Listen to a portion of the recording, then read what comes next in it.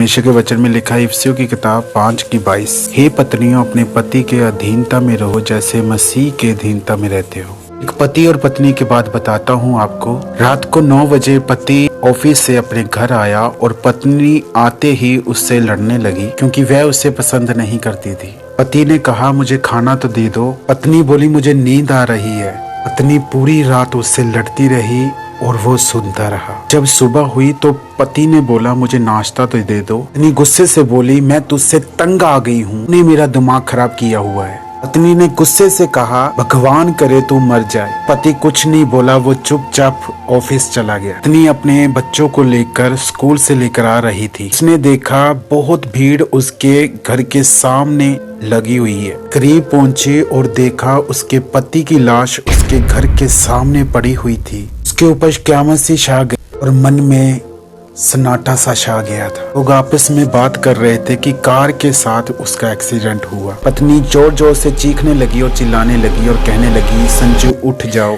और बोली मैं तुमसे कभी नहीं लड़ूंगी, ये कुछ नहीं चाहिए, मुझे तुम चाहिए। संजू उठ जाओ, संजू उठ जाओ। वो बोलने लगी। बोली संजू तुम्हें भूख लगी थी ना, मैं आपको खाना बना कर दूंगी, आप उठ जाइए। संजू उठ जाइए। अब संजू कैसे उठता? उसने तो उसको बोला था कि तू मर जाए तो अच्छा है। संजू के जाने के बाद पत्नी को लोगों के रंग दिखने लगे, रिश्ते बदलने लगे और उसके अपने भी उससे मुंह मोड़ने लगे। दुनिया के लोग भी उसे गंदी निगाह से देखने लगे। ससुराल वालों ने संजू के हिस्सा उसकी पत्नी को दे दिया। वो अलग रहने लगी अपने बच्चों के साथ। पति के मरने के बाद उसको एहसास हुआ कि पति चाहे जैसा भी हो पर वो पत्नी के सिर का ताज होता है।